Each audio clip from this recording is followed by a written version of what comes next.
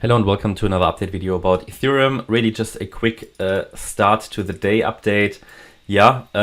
Here I must say very clearly that it is coming down quite strongly. We had a bit of an engulfing red candle here early today, so it starts a bit in the red today, the market.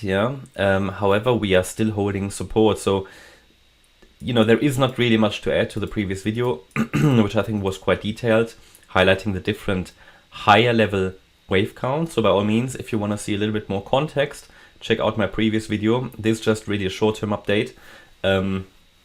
Here the idea is that we, as long as we are not really violating the 1608 level, we can still focus on higher, give it the benefit of the doubt, but things are getting tough, and the fact that it's not really getting off the ground here could indicate that we might take out that low from yesterday, which was at 1609.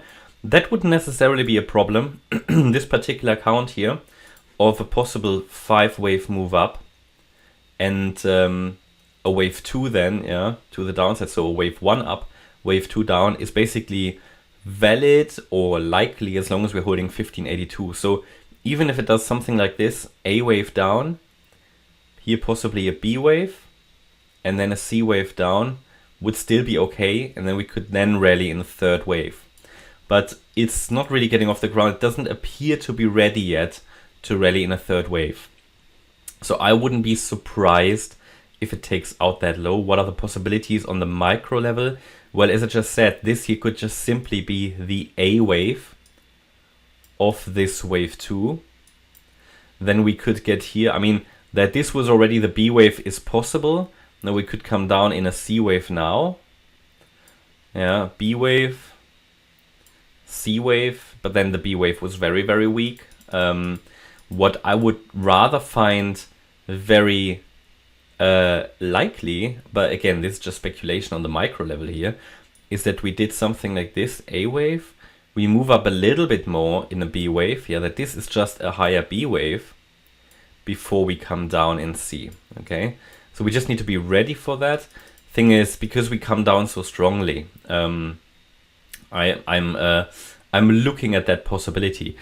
Because there are so many possibilities on the smaller time frame, and especially if this is still a corrective structure within a wave 2, we just need to be ready for many things. And therefore, it's often just best to be focused on the key support levels for this particular wave 2 here.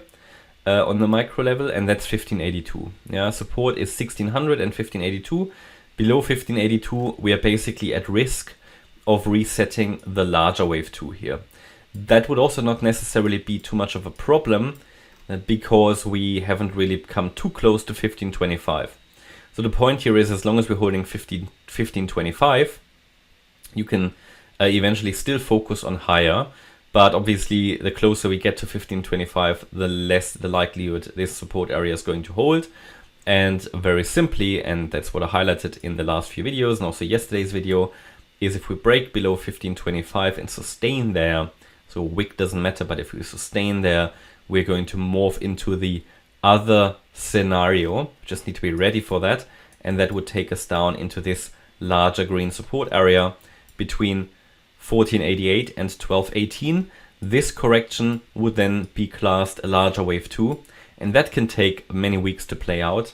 And I would think that first of all, we would come down in something like an ABC structure in a wave A, probably retest here the upper compartment of that support area, then rally in a B wave. I intend to trade that, and then come down in a wave C.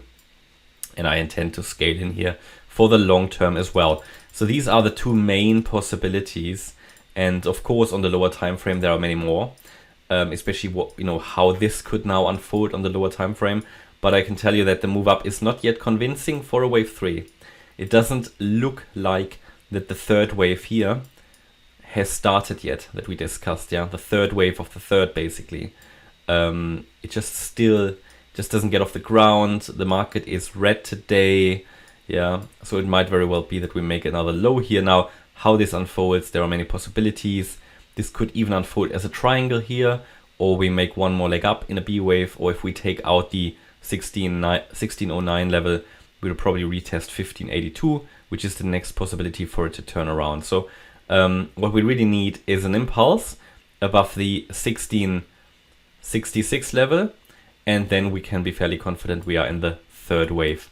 Until then, downside pressure here remains in the very, very short term, but you can see we're still quite far away from the weekend low.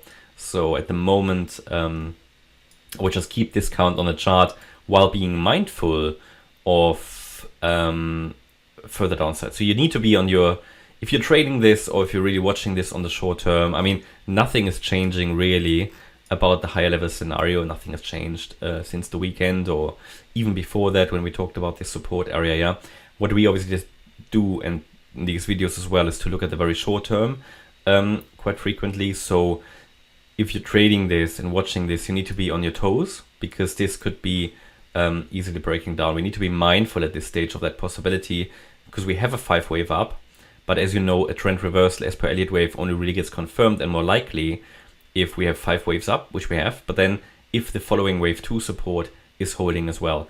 And this is currently the process and the story that's currently being written. Okay, that's my update about Ethereum. I hope you liked the update. If you did, please hit the like button, leave a comment and subscribe. And if you really like the content, please check out the channel membership. Thanks a lot for watching. Bye bye.